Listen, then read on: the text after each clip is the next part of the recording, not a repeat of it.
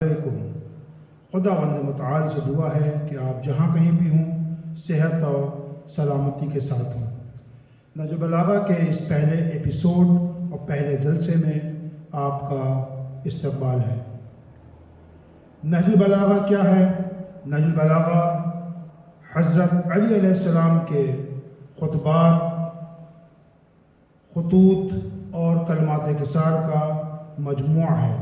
یعنی نہج البلاغہ میں مولا علی کے وہ خطبات ہیں، سرمنس ہیں، اور اس کے بعد مولا علی کے لیٹرز ہیں، خطوط ہیں، اور سب سے آخر میں مولا علی کے کلمات قصار یعنی ان کے چھوٹے چھوٹے کلمے ہیں۔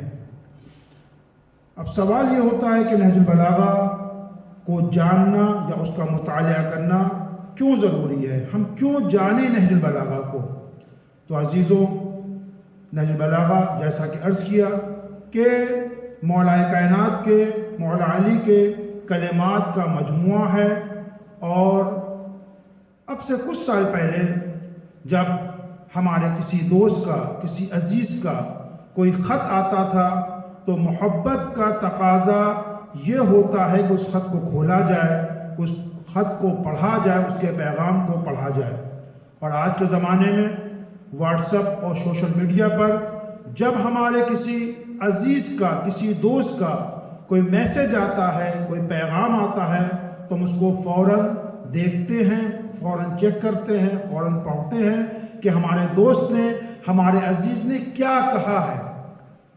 تو جب ہم اپنے ایک عزیز اور دوست کا میسج کا فوراً مطالعہ کرتے ہیں، فوراً اس پر نگاہ کرتے ہیں، فوراً اس کو دیکھتے ہیں، تو ہم مولا کے چاہنے والے ہیں، ان کی محبت کا دم بھرتے ہیں۔ تو لہٰذا ہمارے لیے ضروری ہے کہ ہم نہج البلاغہ کو دیکھیں، اس کو پڑھیں، اور اس کے اندر جو پیغام دیا ہے آپ کے مولا نے، اس کے اوپر عمل کرنے کی کوشش کریں۔ اب سوال یہ کہ نہج البلاغہ کا کیا مطلب ہے؟ نہج البلاغہ یعنی کیا؟ تو نہج کہتے ہیں واضح اور روشن راستے کو، نہج کہتے ہیں پاتھ کو، وے کو، بلاغہ یعنی فصاحت اور خوش بیانی، یعنی اگر انگریزی میں کہا جائے تو پاتھ آف ایلوکوینس۔ تو ایلوکوینس کیا ہے؟ is to answer without delay and to be correct without mistake، یعنی ایسا آنسر، ایسا جواب جو بغیر دیر کیے ہوئے دیا جائے، اور ایسا جواب جس کے اندر کسی غلطی کی، کسی مسٹیک کی گنجائش نہ ہو۔ تو نہج البلاغہ میں جیسا کہ عرض کیا، بتایا کہ مولا کے خطبات ہیں، تو ان کی تعداد 241 ہے، 241، اور اس کے بعد مولا کے خطوط ہیں، لیٹرز ہیں، جن کی تعداد 79 ہے، 79، اور سب سے آخر میں نہج البلاغہ کے مولا کے چھوٹے چھوٹے کلمات ہیں، جنہیں حکمت کہا جاتا ہے، کلمات قصار کہا جاتا ہے، مولا کی سیئنگز ہیں، جن کی تعداد 480 ہے۔ نہج البلاغہ کی امپورٹنس کے لیے، نہج البلاغہ کی اہمیت کے لیے یہی کافی ہے کہ تحت کلام خالق، یہ کتاب اللہ کے کلام یعنی قرآن مجید سے تو نیچے ہے، لیکن فوقا کلام مخلوق، تمام مخلوق کے کلام سے بالاتر ہے۔ یعنی مخلوق کے اندر، تمام دنیا کے اندر کسی بشر میں ایسی طاقت نہیں ہے، ایسی توانائی یہ نہیں ہے کہ نہج البلاغہ جیسی کتاب لا سکے، اور یہ اگر نیچے ہے تو صرف اور صرف قرآن مجید سے۔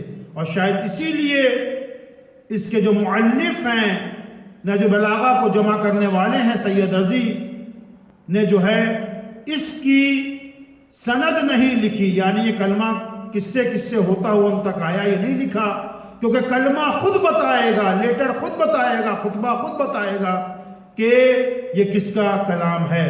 اور بعض علماء نے تو یہاں تک کہا ہے کہ یہ اخو القرآن ہے، یعنی قرآن کا بھائی ہے۔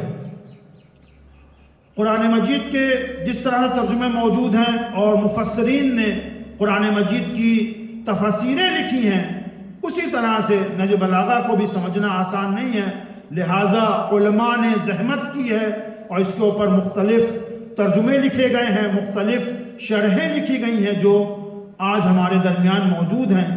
اردو داں حضرات اگر نہج البلاغہ کا بیشتر مطالعہ کرنا چاہتے ہیں، نہج البلاغہ کو اور زیادہ جاننا چاہتے ہیں، تو 2 ترجمے کم سے کم ہمارے درمیان موجود ہیں، جس میں مفتی جعفر حسین صاحب کا ترجمہ اور علامہ ذیشان حیدر جوادی صاحب کا ترجمہ ہمارے درمیان موجود ہے، جس کا ہم مطالعہ کر سکتے ہیں۔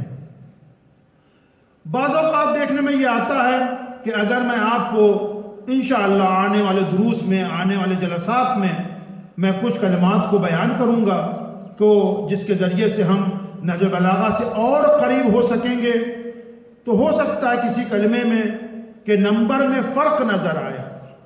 مثلا اگر میں کہوں کہ مولا علی نے نہج البلاغہ میں فرمایا لا یقل عمل مع التقوی کیف یقل ما یتقبل، کہ تقوی کے ساتھ، اخلاص کے ساتھ کوئی عمل قلیل نہیں ہوتا، کوئی عمل چھوٹا نہیں ہوتا، اور وہ عمل کیسے چھوٹا ہو جائے جو اللہ کی بارگاہ میں قبول ہو جائے۔ اس کا نمبر 95 ہے، اس کا نمبر 95 ہے۔